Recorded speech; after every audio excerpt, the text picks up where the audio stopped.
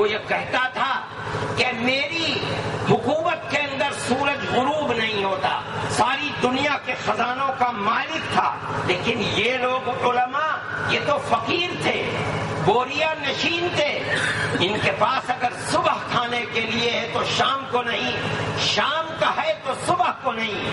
ان لوگوں نے کیسے یہ پلان بنا دیا کہ اس مدرسے کے اندر مفت رکھیں گے، مفت کھلائیں گے، مفت پہنائیں گے، مفت پڑھائیں گے۔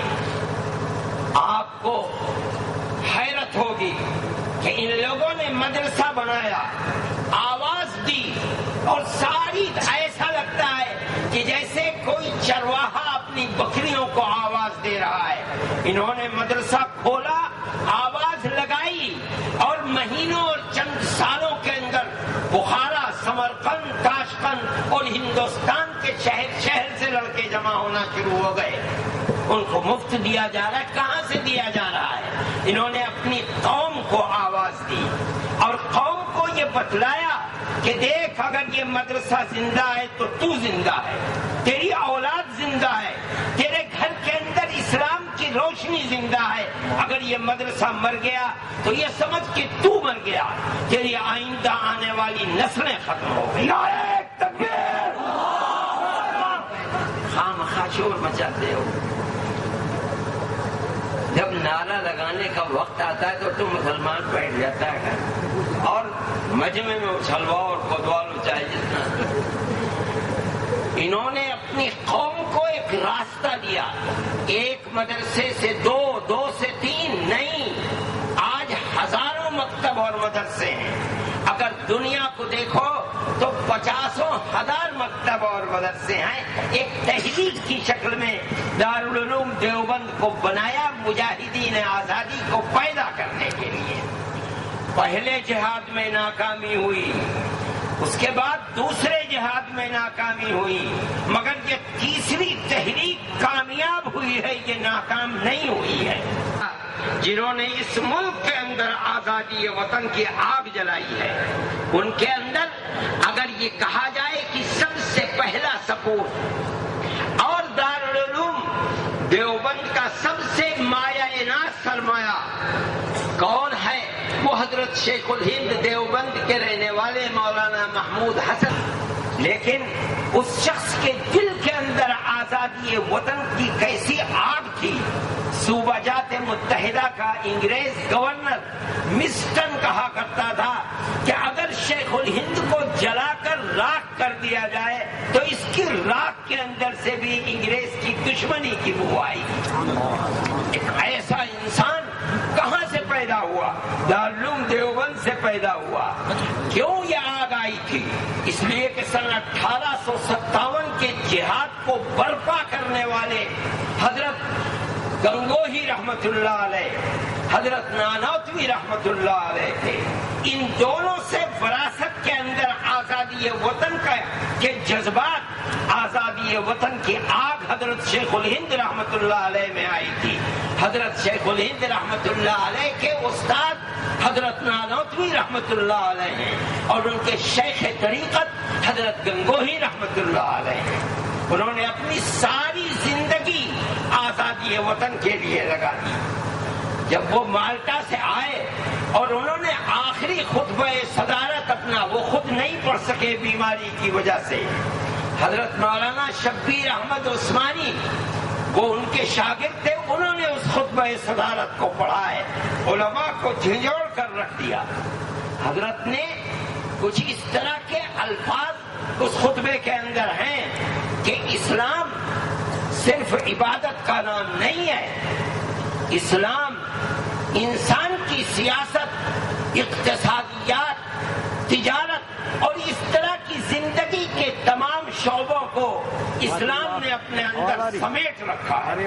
جو شخص یہ سمجھتا ہے کہ حجروں میں بیٹھے رہنا اسلام کی خدمت کے لیے کافی ہے تو وہ کان کھول کر سن لے کہ اس کا وجود اسلام کے پاک و صاف دامن کے اوپر دالم زندہ باد۔ اور انہوں نے اپنے ان کلمات سے آگ لگا دی۔ اس شخص کے اندر کتنی آگ تھی، تاریخ کے اندر آتا ہے۔ میں یہ بات اس لیے کہہ رہا ہوں کہ ہندوستان کی ہر قوم اس طرح کے مواقع کے اوپر اپنے اسلاف اور آبا و اجداد کی قربانیوں کو ذکر کرتی ہے. ہمارا بھی یہ فرض ہے کہ ہم اپنے آبا و اجداد کی ان قربانیوں کا ذکر کریں کہ ہم کو اس ملک کے اندر کوئی دوسرا آدمی ان کے برابر نظر نہیں آتا ہے. حضرت شیخ الہند رحمت اللہ علیہ جب تشریف لائے ہیں مالٹا سے تو ریاست بہاولپور وہاں کے نواب صاحب کے مدار المہام تھے سر رحیم بخش. وہ حضرت گنگوئی رحمت اللہ علیہ سے مرید تھے.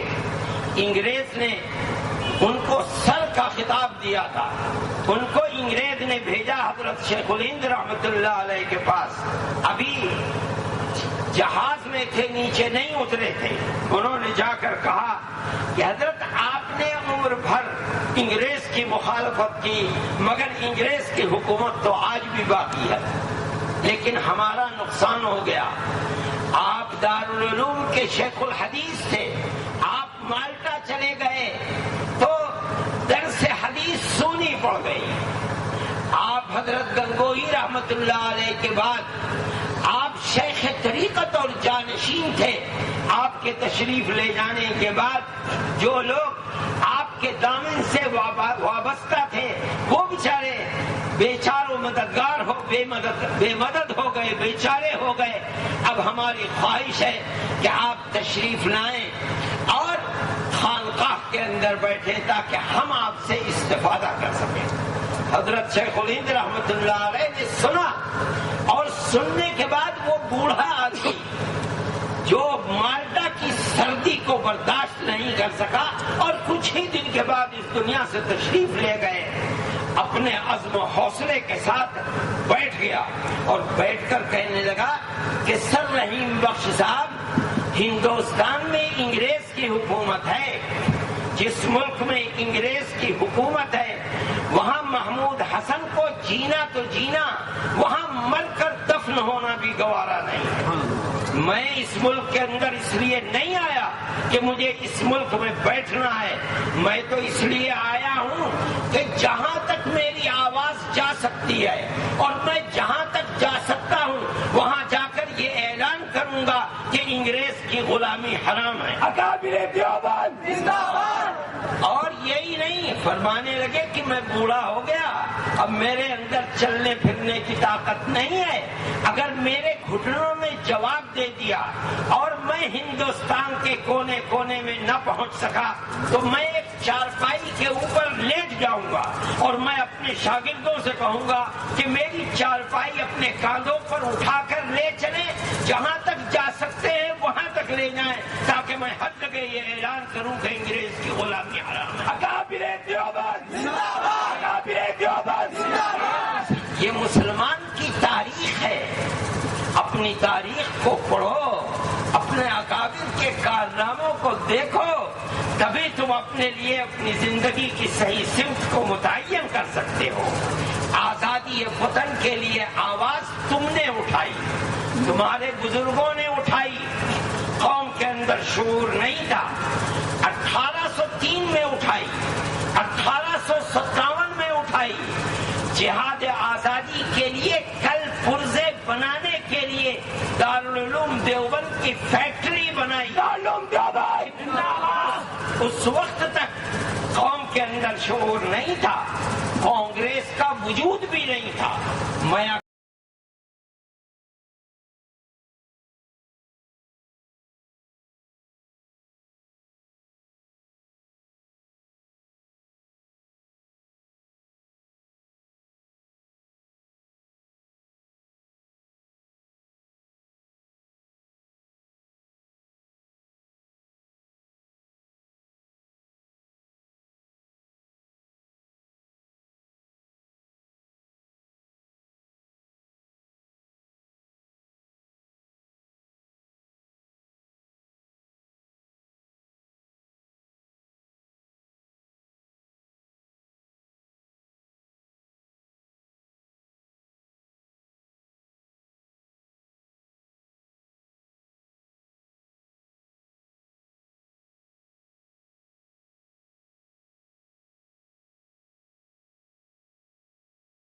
اس بیان کو 6 قسطوں پر منقسم کیا ہے۔